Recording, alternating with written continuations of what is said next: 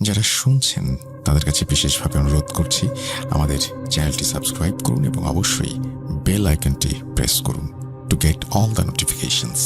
আমি চলে যাচ্ছি ঘটনায়, যেভাবে লেখা আছে সেভাবেই পড়ে শোনাচ্ছি। প্রতিটি মানুষের জীবনেই এমন কোনো কাল রাত আসে যা তার সমস্ত বিশ্বাস আর যুক্তির ভিত নাড়িয়ে দেয়।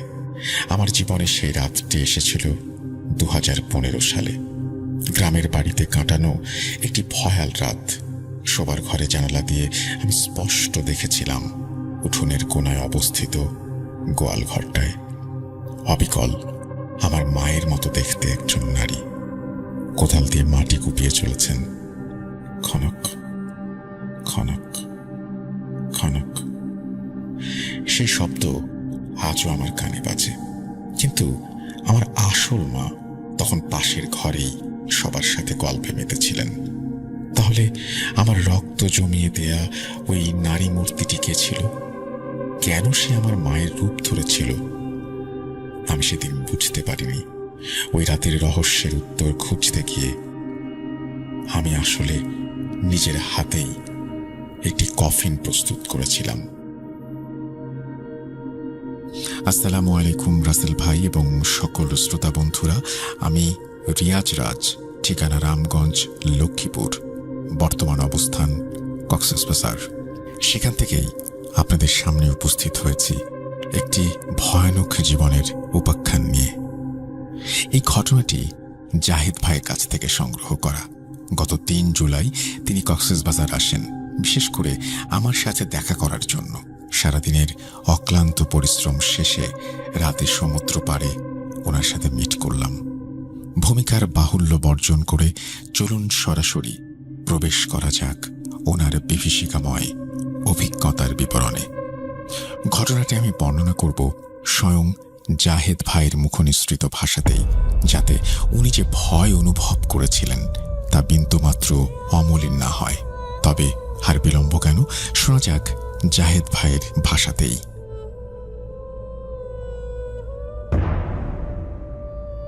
সময়টা 2015 সাল। বছরের এই সময়টাতেও ঢাকায় শীতটা ঠিক জাঁকিয়ে বসেনি, তবে চারিদিকে একটা হিমেল পরশ লেগে আছে। আমার সেমিস্টার ফাইনাল পরীক্ষা শেষ হয়েছে দিন কয়েক আগে। ফলাফল প্রকাশের আগে প্রায় মাসখানেকের ছুটি। এই অফুরন্ত অবসর কাটানোর জন্য মা বাবার সাথে গ্রামের বাড়ি আসা। আমাদের গ্রামের বাড়ি মানেই বর্তমানে আমার কাছে দাদা দেলোয়ার মিয়ার বিশাল উঠোন, আর সেই উঠোনের কোনায় একটা গোয়াল ঘর। বছরে একবার কি দুবার আসা হয় এখানে। প্রতিবারই গ্রামের কারো না কারো মুখে দাদার পুকুর পাড় কিংবা গোয়াল ঘরটাকে নিয়ে 2-1টা গা ছমছমে কথা কানে আসতো। কেউ নাকি রাতের বেলা পুকুর ঘাটে ছায়া দেখেছে, কেউ শুনেছে গোয়াল ঘরের ভেতর থেকে অদ্ভুত কান্নার আওয়াজ। আমি শহুরে ছেলে, এসব অলৌকিক গালগপ্পকে বরাবরই ফোঁ দিয়ে উড়িয়ে দিয়েছি। কিন্তু সেদিনের পর থেকে এই তুচ্ছ তাচ্ছিল্যের বিশ্বাসটা আমার পায়ের তলার মাটি সরিয়ে নিয়েছিল। সেদিন ছিল বৃহস্পতিবার। রাতের খাওয়া দাওয়া শেষ করে সবাই মিলে দাদার টিনের ঘরের সামনের মূল কক্ষে বসে গল্প করছিল। আমার দাদা, দাদি, মা, বাবা, আমার ছোট খালা। ঘরের ভেতর হ্যারিকেনের হলদে আলোয় একটা মায়াবী পরিবেশ তৈরি হয়েছিল। বাইরে তখন নিঝুম রাত, ঝিঝি পোকার একটানা ডাক সেই নিস্তব্ধতাকেও আরো গভীর করে তুলছিল। আমি গল্পের আসর থেকে উঠে নিজের ঘরে এলাম। জানালার পাশটা এসে দাঁড়াতেই বাইরের হিম শীতল বাতাসটা মুখে ঝাপটা মারল। আমার শোবার ঘরের জানালা দিয়ে দাদার বাড়ির পেছনের দিকটা স্পষ্ট দেখা যায়। ঠিক পেছনেই সেই গোয়াল ঘর, তার গা ঘেঁষে বিশাল এক পুকুর, আর পুকুরের ওপারেই ঘন বাঁশঝাড়। পূর্ণিমার রাত না হলেও চাঁদের আবছা আলোয় চারপাশটা কেমন ফ্যাকাশে লাগছিল। হুট করেই আমার চোখ আটকে গেল গোয়াল ঘরটার দিকে। তখন যা দেখে আমার বুকের ভেতরটা ধড়াস করে উঠল তা হলো ভেতরের মানুষটার অবয়ব। অবিকল আমার মায়ের মতো একজন মহিলা কোদাল দিয়ে এক নাগারে মাটি কুপিয়ে চলেছেন। খনক খনক খনক একটানা শব্দটা রাতের নিস্তব্ধতাকে ছেড়ে দিচ্ছিল। আমি স্তব্ধ হয়ে গেলাম। আমার মা এই রাতে গোয়াল ঘরে মাটি কোপাচ্ছেন? অসম্ভব। আমার মা বরাবরই একটু আরামপ্রিয়। গ্রামের বাড়ির কাজ বলতে তিনি এক গ্লাস পানিও নিজে ঠেলে খান না। দাদা দাদি কতবার সাথাসাথি করেও ওনাকে দিয়ে সামান্য কাজটুকুও করতে পারেন না। সেই মা কিনা আজ একা একা গোয়াল ঘরের ভেতরে মাটি খুঁড়ছে, তাও এমন অদ্ভুতভাবে, যেন কোনো ঘোরের মধ্যে আছে। আমি কয়েকবার চোখ কচলে নিলাম। না, চোখে ভুল নয়। চাঁদের আবছা আলোয় অবয়বটা স্পষ্ট। পরনের শাড়িটাও হুবহু আমার মায়ের। কিন্তু কেন? কি এমন আছে ওখানে যে আমার মা সব লাজ লজ্জা শরম ভুলে এমন একটা কাজে মগ্ন হয়ে গেলেন? আমার মাথায় হাজারটা প্রশ্ন কিলবিল করতে শুরু করলো। ভাবলাম গিয়ে দেখি ব্যাপারটা কি। জানালা থেকে সরে এসে আমি দরজা খোলার জন্য সামনের ঘরের দিকে পা বাড়ালাম। যে কক্ষে সবাই মিলে গল্প করছিল সেই ঘরের চৌকাঠে পা রাখা মাত্রই আমার শরীর বেয়ে একটা হিম শীতল স্রোত বয়ে গেল। পায়ের নিচের মাটি যেন এক মুহূর্তে সরে গেল। আমি যা দেখলাম তা এতক্ষণের বিশ্বাসকে দুমড়ে মুচড়ে দেওয়ার জন্য যথেষ্ট ছিল।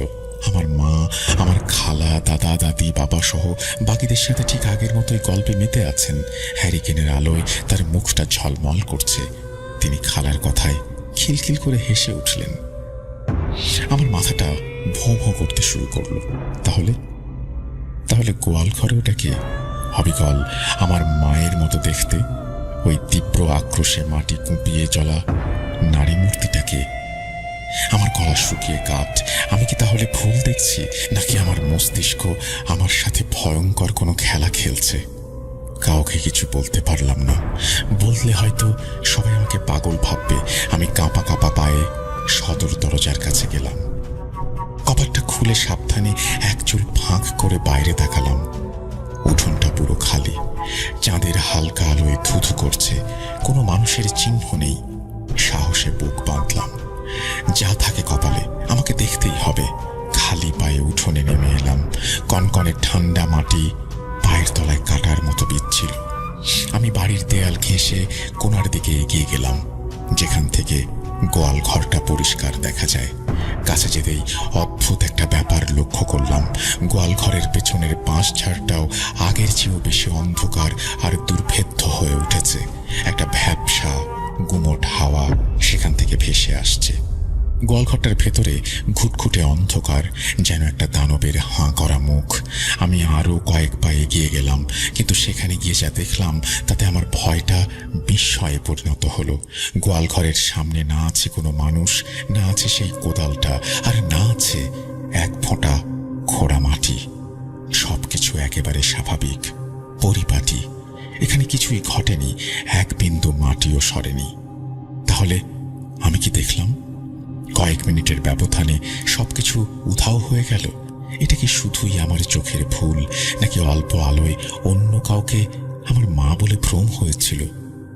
হাজারটা যুক্তি দিয়ে মনকে বোঝানোর চেষ্টা করলাম। হয়তো কোনো গ্রামবাসী গোবরের সারের জন্য মাটি নিচ্ছিল, আমাকে দেখে ভয়ে পালিয়ে গেছে। কিন্তু মন মানছিল না। অবয়বটা যে হুবহু আমার মায়ের মতো। আমি আর এক মুহূর্ত দাঁড়ালাম না। প্রায় দৌড়ে ঘরে ফিরে এলাম। আমার ফ্যাকাশে মুখ দেখে বাবা জিজ্ঞেস করলেন, কিরে, শরীর খারাপ নাকি? আমি কোনো মতে মাথা নেড়ে না বলে নিজের ঘরে এসে কম্বল জড়িয়ে শুয়ে পড়লাম। কিন্তু সেই রাতের ঘুম আমার জন্য হারাম হয়ে গেল। বারবার চোখের সামনে ভেসে উঠছিল দুটো দৃশ্য। এক, গোয়াল ঘরের ভেতরে আমার মায়ের মতো দেখতে সেই নারী মূর্তিটিকে আক্রোশে মাটি কোপাতে দেখতে থাকা, আর দুই, ঘরের ভেতর আমার আসল মায়ের নিশ্চিন্ত হাসি মুখ। এই দুই দৃশ্যের মাঝখানে দাঁড়িয়ে আমার সত্তাটা যেন হারিয়ে যাচ্ছিল কোনো এক অন্ধকার কুয়োয়। সেদিন বুঝতে পারিনি এটা ছিল একটা ভয়ঙ্কর কালো অধ্যায়ের সূচনা মাত্র, যার শেষটা আমার জন্য অপেক্ষা করছিল আরো মর্মান্তিকভাবে। গ্রামের অস্বস্তিকর রাতটা পেছনে ফেলে আমরা ঢাকায় ফিরে এসেছিলাম। শহরের যান্ত্রিক কোলাহল, ব্যস্ত রাস্তাঘাট আর উঁচু দালানের ভিড়ে আমি চেষ্টা করছিলাম মন থেকে ওই রাতের ঘটনাটা মুছে ফেলতে। ভেবেছিলাম হাজারো ব্যস্ততার চাপে হয়তো স্মৃতিটা একসময় ফিকে হয়ে যাবে, যেমনটা পুকুরের পানিতে ঢিল ছুঁড়লে তৈরি হওয়া ঢেউ একসময় মিলিয়ে যায়। কিন্তু আমার ধারণা ভুল। দিন গড়াতে লাগলো, সপ্তাহ পেরিয়ে মাস ছুঁই ছুঁই। আমি আমার দৈনন্দিন জীবনে ফিরে গেলাম, বন্ধুদের সাথে আড্ডা, পড়াশোনা ইত্যাদি। কিন্তু মনের গভীরে কাঁটার মতো বিঁধে রইল ওই রাতের দৃশ্যটা। অবিকল আমার মায়ের মতো দেখতে সেই নারী মূর্তি আর শূন্য গোয়াল ঘর। যতই দিন যাচ্ছিল ততই ঘটনাটা আমার মাথায় আরো জাঁকিয়ে বসছিল। রাতের বেলা নিজের ঘরে একা থাকতে গেলেই বুকের ভেতরটা কেমন ছ্যাদ করে উঠত। মনে হতো এই বুঝি জানালার ওপাশে আবছা অন্ধকারে কাউকে দাঁড়িয়ে থাকতে দেখব। এরপর শুরু হলো আমার দুঃস্বপ্নের যন্ত্রণা। প্রায় প্রতি রাতেই আমি একই স্বপ্ন দেখতে শুরু করলাম।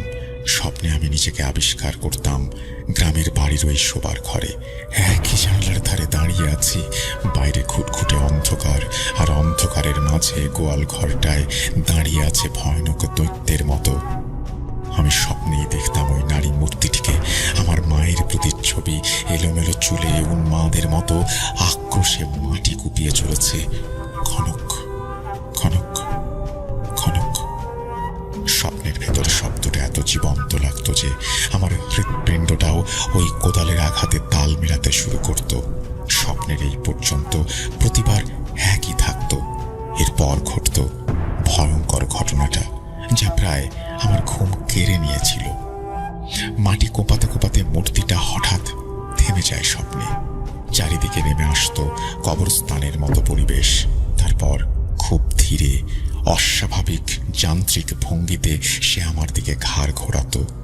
তার মুখটা থাকতো কুয়াশার মতো অস্পষ্ট, মানে কোনো চেহারা বোঝা যেত না। কিন্তু মুখমণ্ডলের জায়গায় স্পষ্ট দেখতাম দুটো চোখ, হলদে আভার দুটো চোখ, যা দেখতে বনের গভীরে কোনো ক্ষুধার্ত জন্তুর চোখের মতোই। চোখ দুটো স্থির হয়ে আমার দিকে তাকিয়ে থাকতো। আমিও খেয়াল করতাম চাহনিটায় না ছিল কোনো রাগ, না ছিল ঘৃণা। আমি যতটুকু বুঝতাম তাতে মনে হতো প্রাণহীন শূন্যতা আর তীব্র ক্ষুধা চোখ দুটোকে জ্বালাচ্ছে। আর ঠিক তখনই আমার ঘুমটা ভেঙে যেত। ধর্মর করে উঠে বসতাম আমি। সারা শরীর ঘামে ভেজা, হৃৎপিণ্ডটা লাফিয়ে গলার কাছে চলে আসতো। এই বুঝি দম বন্ধ হয়ে যাবে। নিজের পরিচিত ঘরের দেয়ালগুলোকেও তখন অচেনা আর বিপজ্জনক মনে হতো। 1.5 মাস কেটে গেল এই অসহনীয় যন্ত্রণার মধ্যে। আমার স্বাস্থ্য ভাঙতে শুরু করে, চোখের নিচে কালি জমে গেল, খাবারে রুচি নেই বললেই চলে। আমার এই পরিবর্তন মা বাবার চোখ এড়ায়নি।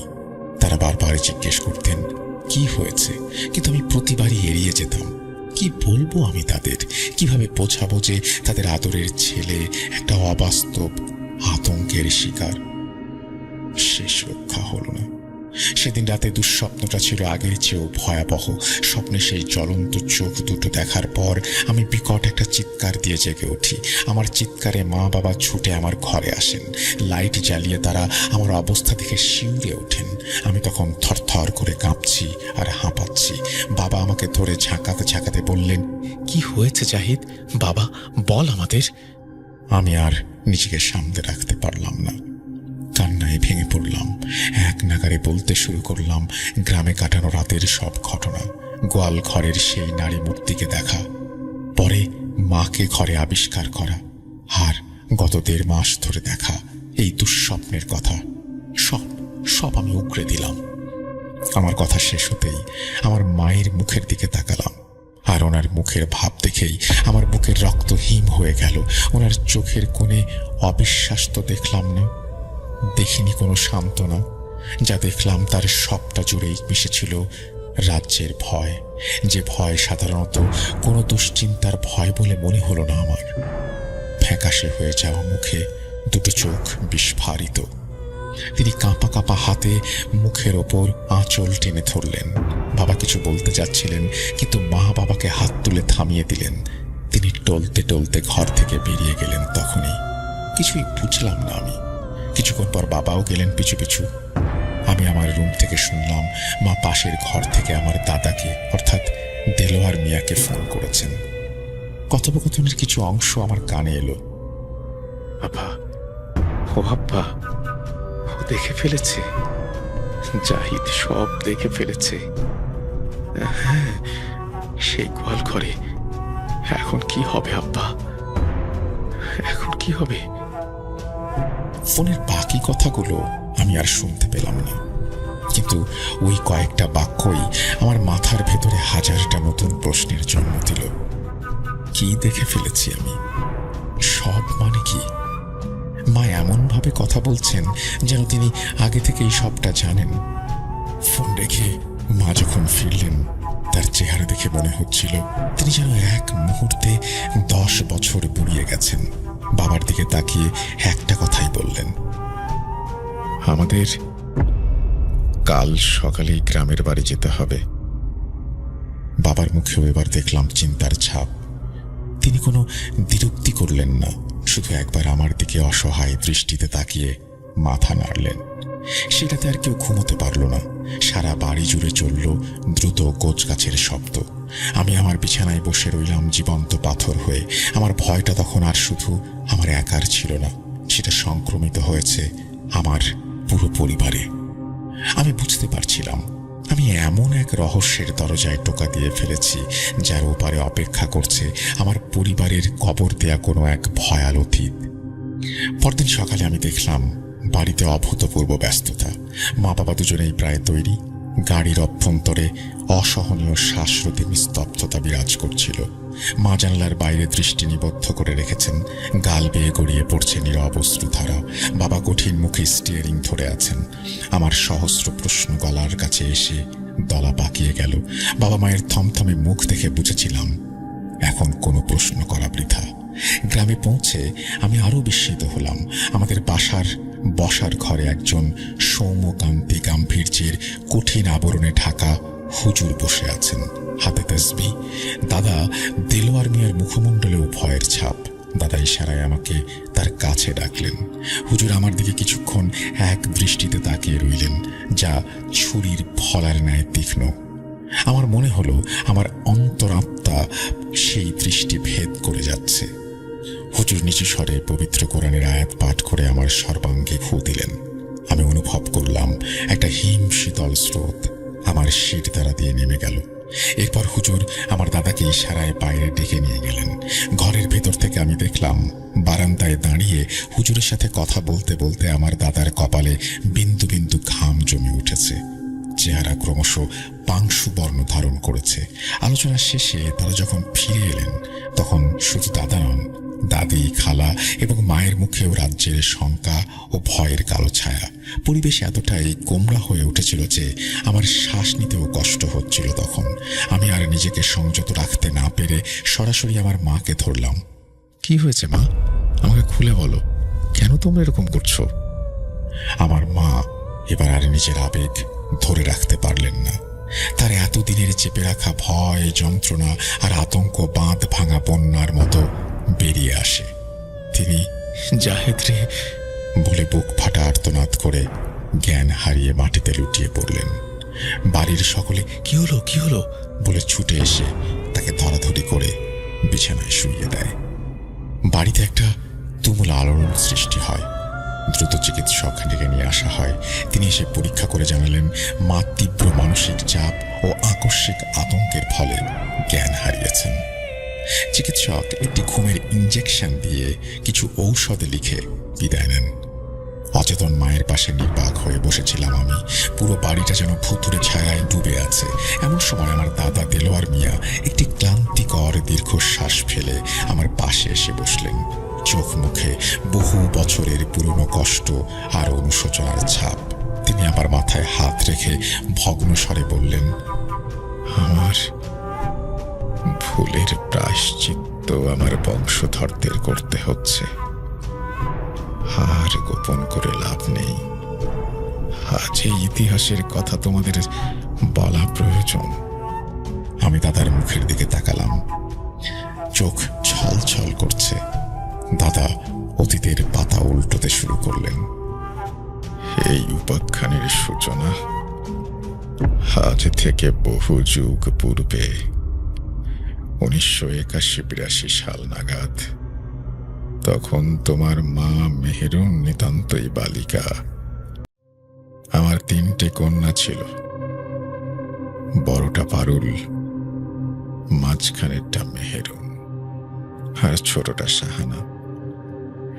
3 বোনের মধ্যে যেমন গলায় গলায় ভাব ছিল, তেমনি সামান্য কারণে মাঝে মাঝে তুমুল ঝগড়াঝাটিও বেঁধে যেত। আমি তখন তরুণ, ক্ষেত খামারে কঠোর পরিশ্রম করতাম। যেদিন কাজ সেরে বাজার থেকে তাদের জন্য বাতাসা বা মিঠাই আনতে ভুলে যেতাম, সেদিন 3 বোনের সমবেত কান্নায় বাড়ি মাথায় উঠত।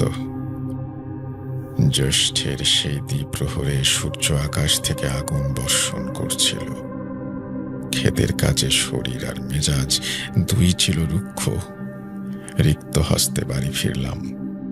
আমাকে দেখা মাত্রই 3 কন্যা তাদের নিত্য নৈমিত্তিক কান্নার আসর জমিয়ে দিল। আমার মাথায় তখন ক্রোধের অগ্নিশিখা। হিতাহিত জ্ঞান শূন্য হয়ে তাদের ওপর প্রহার করলাম। পিতার এমন রুদ্রমূর্তি দ্বারা পূর্বে কখনো দেখেনি। মার খেয়ে যে যেদিকে পারল ছুটে পালালো। সন্ধ্যা নামার পূর্বে মেহরুন আর শাহানা ভয়ে ভয়ে ফিরে এলো, কিন্তু বড় কন্যাটি ফিরল না। আমার বড় মেয়ে পারুল আর ফিরল না। আমি দাদার মুখমণ্ডল অনুসরণ করে শুনে যাচ্ছিলাম সম্পূর্ণ ঘটনা। দাদা বলে চললেন, পারুলকে খুঁজে বের করার জন্য সমগ্র গ্রামবাসী ভেঙে পড়ল। হ্যারিকেন হাতে নিয়ে সকলে পারুল পারুল বলে চিৎকার করতে করতে বন, বাদার, পুকুর পার সর্বত্র তন্ন তন্ন করে খুঁজল, কিন্তু মেয়েটির কোনো চিহ্নও পাওয়া গেল না। আমাদের আশঙ্কাও ঘনীভূত হলো। আমরা যখন প্রায় হাল ছেড়ে দিয়ে থানায় সংবাদ দেব বলে মনস্থির করেছি, ঠিক তখনই বাড়ি ফিরে দেখি অবিশ্বাস্য দৃশ্য। পারুল আমাদের সদর দরজার চৌকাঠে হেলান দিয়ে নিশ্চল পাথরের মূর্তির ন্যায় বসে আছে। ওর মাঝে কোনো ভয় বা কান্নার লেশ মাত্র নেই। ছিল অদ্ভুত শূন্য দৃষ্টি। আমি মারে বলে ছুটে ওর কাছে যেতেই সে এক দৌড়ে ঘরের অন্ধকারে মিলিয়ে যায়। আমি পিছু পিছু ঘরে প্রবেশ করে যা দেখলাম তাতে আমার রক্ত হিম হয়ে যায়। মেয়েটা বিছানায় এমন গভীর নিদ্রায় মগ্ন দেখে মনেই হয় না যে সে এইমাত্র ছুটে এসেছে বা সারাদিন নিরুদ্দেশ ছিল। কি নিষ্পাপ, কি শান্ত মুখশ্রী। কিন্তু সেই রাত থেকেই শুরু হলো আসল বিভীষিকা। গভীর রাতে তোমার মার খালার আর্তনাদে আমরা ছুটে গিয়ে দেখি পারুল একটি ধারালো বটি হাতে তাদের সামনে দাঁড়িয়ে খল খল করে হাসছে। আমি ওর হাত থেকে বটি কেড়ে নিলাম, কিন্তু কেড়ে নিতে গেলে 9 বছরের মেয়েটি আমার দিকে এমন জ্বলন্ত দৃষ্টিতে তাকালো যা দেখে আমার মতো জোয়ান পুরুষেরও হৃৎপিণ্ড কেঁপে উঠল। দিনের আলোয় মেয়েটা সম্পূর্ণ স্বাভাবিক থাকতো, কিন্তু সন্ধ্যা নামলেই তার ছোট্ট শরীরটার ওপর যেন অন্য কোনো অশুভ শক্তি ভর করত। সে একা একা পুকুর পাড়ের দিকে তাকিয়ে চুপি চুপি যেন কি সব ভাষায় কথা বলতো, আর মাঝে মাঝে অস্বাভাবিক হাসিতে ফেটে পড়ত। কখনো দেখতাম সে খাটের নিচে বসে শূন্য মেঝেতে নখ দিয়ে আঁচড় কাটছে। জিজ্ঞেস করলে বলতো, সোনা খুঁজি, অলংকার খুঁজি, অনেক ধন সম্পদ খুঁজি। তার এই সমস্ত অলৌকিক কাণ্ড কারখানা দেখে আমরা ভয়ে দিশেহারা হয়ে পড়লাম। দাদার কণ্ঠস্বর অতীতের অন্ধকারে আরো প্রবেশ করল। কন্যার এই দৈনন্দিন পরিবর্তন আর এই ভুতুরে আচরণে আমি আর স্থির থাকতে পারলাম না। অবশেষে বহু অনুনয় বিনয় করে পাশের গ্রাম থেকে এক প্রখ্যাত হুজুরকে নিয়ে আসতে সক্ষম হলাম। হুজুরের নাম ছিল দুলাল। আল্লাহ জ্ঞানী ব্যক্তি হিসেবে তার যথেষ্ট খ্যাতি। দুলাল হুজুর আমাদের গৃহে পদার্পণ করে পারুলকে দেখেই কিছুক্ষণ স্তব্ধ হয়ে রইল। হুজুরের কপালে গভীর চিন্তার রেখা। তিনি পারুলের সাথে কয়েকটি কথা বললেন এবং পারুল এমন সব উত্তর দিল যা শুনে আমরা হতবাক হয়ে গেলাম। এরপর হুজুর আমাদের ওনার কাছে ডেকে বললেন, দেলোয়ার, আপনার কন্যার উপর যে ভর করেছে সে কোনো সাধারণ প্রেতাত্মা নয়। সে এক অতি শক্তিশালী এবং অনিষ্টকারী জিন, যার নাম জাওয়াল। সে মানুষের শরীরের অভ্যন্তরীণ অঙ্গ প্রত্যঙ্গ ভক্ষণ করতে ভালোবাসে। ওই দিন রাতে বাঁশঝাড়ের নিকট, অর্থাৎ হারিয়ে যাবার দিন সন্ধ্যায় যে আপনি কন্যাকে একাকী পেয়েছিলেন, সেই থেকেই তার উপরে এই আত্মা ভর করেছে। এই প্রকার জিনকে আয়ত্তে আনা প্রায় অসাধ্য, কেবল আল্লাহর অশেষ করুণা ছাড়া। হুজুরের কথায় আমাদের আত্মা শুকিয়ে গেল। সেই দিন রাতেই হুজুর তার কাজে ব্রতী হলেন। ঘরের সমস্ত দ্বার জানালা বন্ধ করে দেয়া হলো। ঘরের চার কোণে পবিত্র আয়াত লেখা কাগজ টাঙিয়ে দেয়া হলো। একটি চক্রের মধ্যে পারুলকে বসানো হলো এবং হুজুর আসনে বসে চোখ বন্ধ করে দোয়া দুরুদ পাঠ করতে শুরু করলেন। কিছুক্ষণ পরেই ঘরের পরিবেশ পরিবর্তিত হতে শুরু করলো।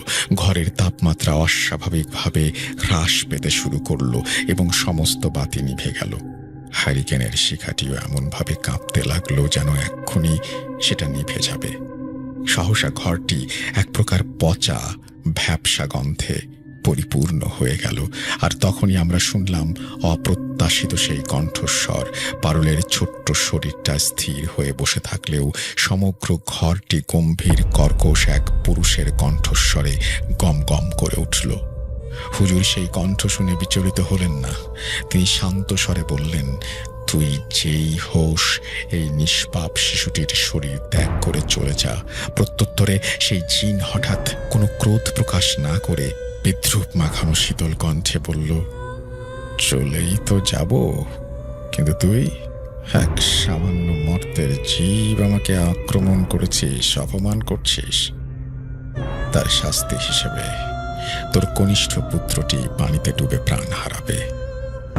যা যা, আরো বিদ্যা সঞ্চয় করে আয়। আমি তোকে পাপী হিসেবেই দেখতে এসেছি। জিনের এই অধ্যত্তে দুলাল হুজুর ক্রুদ্ধ হলেন। তিনি হুঙ্কার দিয়ে বললেন, আল্লাহর গজবের শয়তান, আমি তোকে শেষবারের মতো সাবধান করছি, স্বেচ্ছায় এই স্থান ত্যাগ কর, নতুবা আমার এই আধ্যাত্মিক শক্তির দ্বারা তোকে চিরকালের জন্য বোতলবন্দি করে রাখবো। হুজুরের কথায় জিনটি হো হো করে হেসে উঠল। সে ঘরের চাল পর্যন্ত কাঁপিয়ে দিল। হাসি থামিয়ে বলল, বেশ, করিস না হয় বন্দি, কিন্তু এই স্পর্ধার অপরাধে তোর যুবতী স্ত্রী শয্যাশায়ী হয়ে মৃত্যুবরণ করবে। হুজুর এবার প্রচণ্ড ক্রোধে ওনার চূড়ান্ত প্রক্রিয়া শুরু করতে যাবেন। ঠিক সেই মুহূর্তে পারুল এমন এক মর্মভেদে আর্তনাদ করে উঠল যা শুনে আমার বুকের ভেতরটা দুমড়ে মুচড়ে গেল। আমার ভয়ানক পিতৃস্নেহ সেই মুহূর্তে সমস্ত যুক্তি বুদ্ধি বিসর্জন দিল। আমি পারুল বলে চিৎকার করে ছুটে গিয়ে হুজুরের দেয়া চক্রের মধ্যে প্রবেশ করে আমার কন্যাকে জড়িয়ে ধরলাম এবং দ্রুত হ্যারিকেনের আলো বাড়িয়ে দিলাম। আলো জ্বলে উঠতেই সব শান্ত হয়ে যায়। পারুল তখনই আমাকে ধাক্কা দিয়ে দৌড়ে যায়। পুকুরের দিকে থাকা দরজার সামনে দাঁড়িয়ে ঘুরে আবার আমাদের দিকে মুখ করে থাকে। পারুলের মুখে ক্রূর হাসি। সে তার নিজের শিশুসুলভ কণ্ঠেই স্পষ্ট উচ্চারণে বলল, নির্বোধ দেলোয়ার, ওই মাথা মোটা দুলালের চেয়েও বড় নির্বোধ তুই ওর কাজটা নষ্ট করে দিলি। যা, তোর এই ভুলের মাসুল দেবে সে, যে এখনো তোদের মাঝে উপস্থিত নেই। এইটুকু বলে দাদা থামলেন। চোখটা ভিজে যায় এরপর ওনার পানিতে। দাদার স্বরটা কান্নায় রুদ্ধ হয়ে আসে। তিনি ভগ্ন কণ্ঠে বললেন, আমরা তখন ভেবেছিলাম জাওয়াল বুঝি পারুলের কথাই বলছে, কারণ সেই রাতের পর থেকে মেয়েটা চোখের সামনে শুকিয়ে যেতে লাগলো। খাওয়া দাওয়া ত্যাগ করলো। দিন রাত শূন্য দৃষ্টিতে চেয়ে থাকত। সময়ের স্রোতে জীবনের কঙ্কালে পরিণত হয়েছিল মেয়েটি। ঠিক 13 দিন পর সকালে আমার পারুল আমাদের সকলকে ছেড়ে পরলোকে চলে গেল।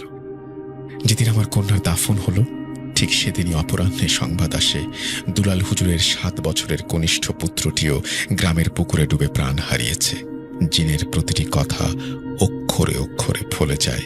কন্যার 40 অতিবাহিত হওয়ার কিছুদিন পর সন্ধ্যায় দুলাল হুজুর স্বয়ং আমাদের গৃহে এলেন। তাকে দেখে মনে হচ্ছিল তিনি ভগ্ন হৃদয়, পরাজিত মানুষ। তিনি আমার সামনে বসে একটা দীর্ঘশ্বাস ফেলে বললেন, দেলোয়ার, আমি পূর্বেই অনুমান করেছিলাম আমার প্রচেষ্টা সফল হবে না। জাওয়াল সেই শ্রেণীর জিন যাদেরকে কাফির জাদুকরেরা মানুষের ভয়ানক ক্ষতি সাধনের জন্য অর্থাৎ কুফরি কালামের কাজে ব্যবহার করে। এর শক্তি আমার সাধনার চেয়ে অনেক বেশি। আমি তাকে বন্দি করার চেষ্টা করে নিজের সর্বনাশ নিজেই ডেকে এনেছি। আমার স্ত্রীও আপনার কন্যার মতোই শয্যাশায়ী হয়ে 4 দিন আগে মৃত্যুবরণ করেছে। এই বলে হুজুর বিদায় নিচ্ছিলেন, কিন্তু দরজার কাছ থেকে তিনি আবার ফিরে এসে আমার দিকে তাকিয়ে বললেন, কিন্তু দেলোয়ার, জিনের শেষ কথাটি এখনো পূর্ণ হয়নি, তবে মনে রাখবেন একদিন তা পূর্ণ হবেই। আমি ব্যাকুল হয়ে হুজুরকে প্রশ্ন করলাম, কোন কথাটি হুজুর? কার কথা বলছিল সেই শয়তান? হুজুর আমার চোখের দিকে তাকিয়ে একটা ভয়াল সত্য উচ্চারণ করলেন। জাওয়াল বলেছিল, শাস্তি পাবে সে যে তোমাদের মধ্যে এখনো উপস্থিত নেই। এই অর্থ হলো, আপনার অন্য 2 কন্যার গর্ভে যে সন্তান জন্ম নেবে তাদের মধ্যে যে প্রথম এই জাওয়ালকে পুনরায় দেখবে কবর খনন করতে, বুঝে নেবেন এই ভয় পুনরায় জাগ্রত হবে সেদিন, আর তার প্রথম বলি হবে সেই সন্তানের জননী, অর্থাৎ আপনার নাতিই হবে তার মায়ের ঘাতক। দাদার কথাগুলো শেষ হতেই আমার মস্তিষ্কের অভ্যন্তরে সহস্র বজ্রপাত হলো। আমি স্তব্ধ, বাকরুদ্ধ হয়ে বসে রইলাম। গোয়াল ঘর, মাটির খনন, মায়ের আকৃতি সবকিছু এক নিমিষে আমার কাছে ভয়ঙ্কর সুতোয় গাঁথা হয়ে গেল। আমি বুঝতে পারলাম হুজুরের বলা সেই নাতি যে নিজের মায়ের মৃত্যুর কারণ হবে, সে আর কেউ নয়, আমি নিজেই। জাহিদ এখানে থামল, তারপর আমার দৃষ্টিতে দৃষ্টি রেখে বলল, এর পরের কথাগুলো আমি আপনাকে বলছি রিয়াজ ভাই। পাচ্ছি শাস্তি, শাস্তি পাচ্ছি রিয়াজ ভাই, সব পাচ্ছি। আমার দাদার বলা একটি বর্ণ মিথ্যা ছিল না। সেই ঘটনার পর আমরা মাকে নিয়ে ঢাকায় ফিরছিলাম। দেশের শ্রেষ্ঠ চিকিৎসকদের শরণাপন্ন হয়েছিলাম, কিন্তু কোনো লাভ হয়নি। জাওয়াল যেন ক্ষুধার্ত নেকড়ের মতো জেগে উঠেছিল। আমার চোখের সামনেই মা দিনে দিনে নিস্তেজ হয়ে গেলেন। চিকিৎসা বিজ্ঞান ওনার কোনো রোগ নির্ণয় করতে পারল না, শুধু বলতো ওনার বাঁচার ইচ্ছেটাই মরে গেছে।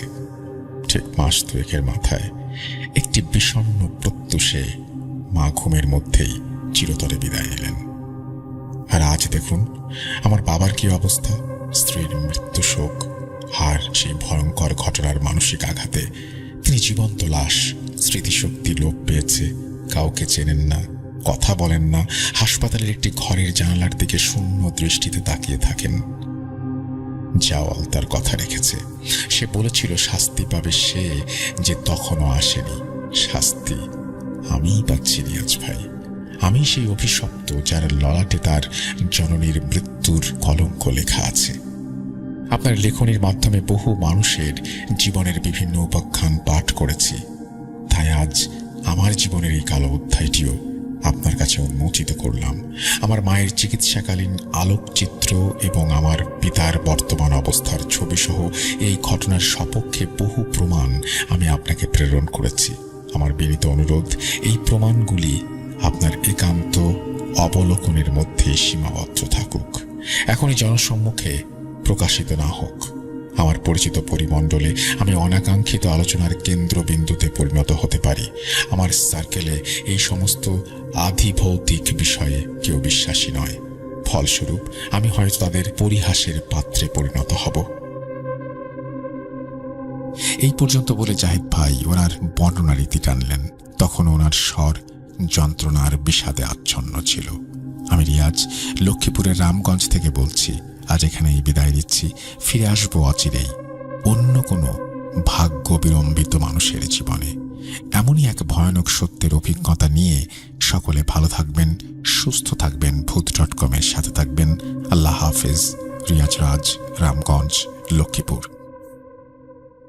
এই বলে রিয়াজ রাজ তার ঘটনা শেষ করেছেন। আমি এইখানে একটা কথা বলতে চাই, এইখানে সন্তানই হয়েছে মায়ের মৃত্যুর কারণ। তার মানে কি সেই দৃশ্যটা দেখে ফেলার জন্যই মা মারা গেলেন এভাবে, নাকি সন্তান অন্য কোনোভাবেও মানে নিজে কোনোভাবে কোনো ভূমিকা নিয়েছিলেন মায়ের এই মৃত্যুর জন্য? যেহেতু মৃত্যুর কারণ, তিনি কি মাকে হত্যা করেছিলেন, নাকি এই দৃশ্য দেখার মাধ্যমেই তিনি পরোক্ষভাবে মায়ের এই মৃত্যুর কারণ হয়েছিলেন? এই ব্যাপারটা পরিষ্কার হওয়া প্রয়োজন। আমরা নিশ্চয়ই পরিষ্কার হব। এবং আপনাদের অন্য কোনো প্রশ্ন থাকলেও কমেন্ট সেকশনে লিখতে পারেন। ঘটনাটি ভালো লাগলে অবশ্যই লাইক দিতে ভুলবেন না, শেয়ার করতে ভুলবেন না। এবং কেমন লাগলো রিয়াজ রাজের ঘটনা জানাবেন আমাদের। রিয়াজ রাজের কাছে আমরা নিশ্চয়ই আগামীতেও ঘটনা পাবো। আমরা সেই আশাবাদ ব্যক্ত করেই চলে যাচ্ছি পরের ঘটনায়।